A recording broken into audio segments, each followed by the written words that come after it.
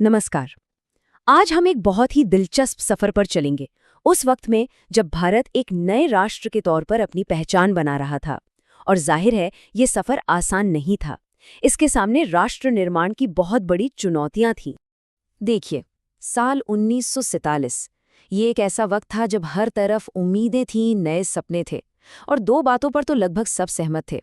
पहली बात कि देश का शासन एक लोकतांत्रिक सरकार चलाएगी, और दूसरी कि ये सरकार सिर्फ कुछ लोगों के लिए नहीं बल्कि समाज के हर तबके, खास तौर पर जो गरीब हैं, जो पिछड़े हैं, उन सब के भले के लिए काम करेगी। लेकिन इस आज़ादी के साथ एक बहुत बड़ा सदमा भी जुड़ा हुआ था। तो इसी उथल-पुथल के माहौल में आज़ाद भारत के सामने अपने अस्तित्व को लेकर ही तीन सबसे बड़ी, सबसे बुनियादी चुनौतियां आ खड़ी हुईं। तो सवाल उठता है कि ये चुनौतियां आखिर थी कौन सी? चलिए एक एक करके देखते हैं। सबसे पहली और बड़ी चुनौती थी इतने अलग अलग तरह के लोगों, भाषाओं और संस्कृतियों वाले देश को एक झंडे के नीचे लाना, एक राष्ट्र बनाना। दूसरी चुनौती थी लोकतंत्र की जड़ों को मजबूत करना, और तीसरी ये पक्का करना कि देश का विकास ऐसा हो जिसका फायदा सिर्फ गिने चुने लोगों को नहीं बल्कि समाज के हर इंसान तक पहुंचे। अच्छा, तो सबसे पहले बात करते हैं पहली और सबसे फौरी चुनौती की, यानी देश को एक करने की। देखिए, भारत की जो विविधता है ना, वो अपने आप में एक महाद्वीप जैसी है। सोचिए, इतनी सारी भाषाएं, इतने अलग अलग कल्चर, अलग अलग धर्म, इन सबको एक साथ लेकर एक देश बनाना, यही सबसे बड़ा सवाल था। और सच कहूं तो उस वक्त दुनिया भर में बहुत से लोग यही सोच रहे थे। उन्हें लगता था कि भाई, इतना ज्यादा डाइवर्सिटी वाला देश, ये तो ज्यादा दिन टिक ही नहीं सकता, ये टूटकर बिखर जाएगा। और फिर हुआ देश का बंटवारा, पार्टीशन। इस घटना ने तो जैसे उन सारे डरों पर मोहर ही लगा दी। इसीलिए अगर हमें राष्ट्र निर्माण की इस पहली चुनौती को ठीक से समझना है तो पार्टीशन के उस गहरे जख्म को समझना बेहद जरूरी है। तो ये जो बंटवारा हुआ, इसके पीछे एक थ्योरी काम कर रही थी, जिसे टू नेशन थ्योरी या द्विराष्ट्रीय सिद्धांत कहा जाता है। इसे मुस्लिम लीग ने आगे बढ़ाया था। उनका तर्क क्या था?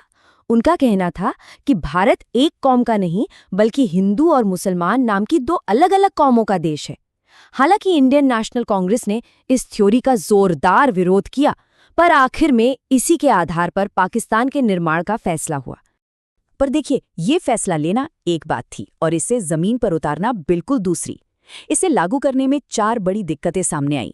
पहली बात, ऐसा कोई एक इलाका था ही नहीं जहां सिर्फ मुस्लिम आबादी बहुमत में हो। दूसरी मुश्किल कि हर मुस्लिम मेजॉरिटी वाला इलाका पाकिस्तान जाना भी नहीं चाहता था। तीसरी, पंजाब और बंगाल जैसे प्रांतों में बहुत बड़ी संख्या में गैर मुस्लिम भी रहते थे, तो इन प्रांतों का भी बंटवारा करना पड़ा। और चौथी और सबसे दर्दनाक समस्या कि बंटवारे के बाद सरहद के दोनों तरफ लाखों लोग अपने ही घर में माइनॉरिटी या अल्पसंख्यक बनकर रह गए। नतीजा बहुत ही भयानक था। ऐसी हिंसा हुई जिसकी किसी ने कल्पना भी नहीं की थी। और जो लोगों का विस्थापन हुआ, उसे आज भी इतिहास में इंसानों का सबसे बड़ा, सबसे अचानक, बिना किसी प्लानिंग के किया गया और सबसे दुखद ट्रांसफर माना जाता है। जिन लोगों ने इस दर्द को झेला, और बाद में लेखकों और कलाकारों ने भी, उन्होंने पार्टीशन को सिर्फ एक नाम दिया, दिलों का बंटवारा। ये महज जमीन का एक टुकड़ा नहीं था जो बंट रहा था, ये उन दिलों को बांट रहा था, उन लोगों को अलग कर रहा था जो सदियों से एक दूसरे के पड़ोस में रहते आए थे। ये जो विजुअल है, ये पूरी कहानी को बहुत अच्छे से समझाता है। देखिए कैसे हम बंटवारे और विस्थापन के उस खौफनाक दौर से निकले, फिर रियासतों को एक साथ लाने का काम शुरू हुआ, एक लोकतांत्रिक संविधान बनाया गया, और इन सब कदमों से गुजरकर एक मजबूत एकीकृत राष्ट्र की शक्ल तैयार हुई। तो पार्टीशन का जख्म तो था ही, पर देश को एक रखने की राह में एक और बहुत बड़ी चुनौती थी, और वो थीं देसी रियासतें। समझने वाली बात यह है कि अंग्रेजों के जमाने का भारत एक सिंगल यूनिट नहीं था। इसमें करीब 565 छोटी बड़ी रियासतें थीं।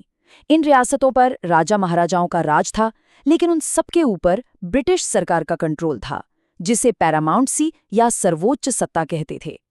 अब हुआ ये कि जैसे ही अंग्रेज गए, ये पैरामाउंटेंसी भी खत्म हो गई, तो कानूनी तौर पर ये सभी 565 रियासतें आज़ाद हो गईं। अब उनके राजाओं के सामने तीन रास्ते थे। एक, भारत में शामिल हो जाएं, दो, पाकिस्तान में चले जाएं, या फिर तीन, एक अलग आज़ाद देश बने रहें। सोचिए, 565 नई देश बनने का खतरा। जाहिर है, देश के और टुकड़े होने का ये खतरा कोई भी बर्दाश्त नहीं कर सकता था। तब की अंतरिम सरकार ने और ख़ास तौर पर सरदार वल्लभ भाई पटेल ने इस मामले में बहुत ही मजबूत और साफ रुख अपनाया। उन्होंने इन रियासतों को भारतीय संघ में शामिल करने के लिए बहुत सूझबूझ और दृढ़ता से काम किया। और इस पूरे प्रोसेस के लिए जो कानूनी आधार था, वो था एक डॉक्यूमेंट जिसे इंस्ट्रूमेंट ऑफ एक्सेशन कहते हैं। हिंदी में इसे विलय पत्र भी कहा जाता है। इस पर साइन करने का मतलब था कि रियासत के राजा भारत का हिस्सा बनने के लिए राजी हैं। तो ये तो हुई देश को एक करने की बात। अब आगे बढ़ते हैं और बाकी की दो बड़ी चुनौतियों को देखते हैं, लोकतंत्र की स्थापना और सभी का विकास। अब देखिए, दूसरी चुनौती भी कोई छोटी नहीं थी। बात सिर्फ एक संविधान की किताब लिखने तक सीमित नहीं थी। असली काम था लोकतंत्र को जमीन पर उतारना, उसे लोगों की आदत बनाना।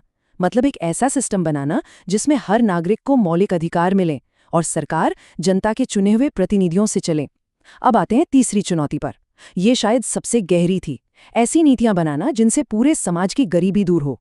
मकसद सिर्फ इकोनॉमिक ग्रोथ नहीं था, बल्कि ऐसा विकास था जो बराबरी लाए, ताकि समाज में जो गहरी खाई थी उसे पाटा जा सके। तो चलिए, अब तक हमने जो भी समझा उसे एक बार जल्दी से रिवाइज कर लेते हैं, ताकि एग्जाम के लिए तैयारी भी हो जाए। इन तीनों चुनौतियों को एक साथ एक साफ सुथरे फॉर्मेट में देखते हैं। ये टेबल बहुत काम की है। इसमें सारी जानकारी एक जगह मिल जाती है। आप साफ साफ देख सकते हैं कि पहली चुनौती यानी यूनिफिकेशन, उसमें पार्टीशन और रियासतों का मुद्दा सबसे अहम था। दूसरी चुनौती यानी डेमोक्रेसी, उसका बेस था हमारा संविधान और फ्री इलेक्शन। और तीसरी डेवलपमेंट, उसका मेन फोकस था गरीबी हटाना और समाज में बराबरी लाना। ये टेबल इन तीनों को एक साथ समझने के लिए एक बेहतरीन टूल है। अच्छा, इस पूरे टॉपिक को समझने के लिए कुछ ज़रूरी पॉलिटिकल टर्म्स हैं जिन्हें याद रखना अच्छा रहेगा, जैसे टेरिटोरियल इंटेग्रिटी। इसका सीधा सा मतलब है कि देश की सीमाओं के साथ कोई छेड़खानी नहीं होनी चाहिए। या फिर पैरामाउंसी, जो रियासतों पर ब्रिटिश राज की सुप्रीम अथॉरिटी को दिखाता है। ये शब्द आपको जवाब लिखने में बहुत मदद करेंगे। और आखिर में एक सबसे ज़रूरी बात, राष्ट्र निर्माण यानी नेशन बिल्डिंग।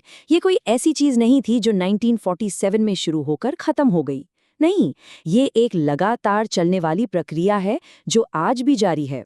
तो ये एक सवाल है जिस पर सोचना चाहिए कि अगर एक राष्ट्र हमेशा बनता ही रहता है, तो क्या ये काम कभी सच में पूरा हो सकता है?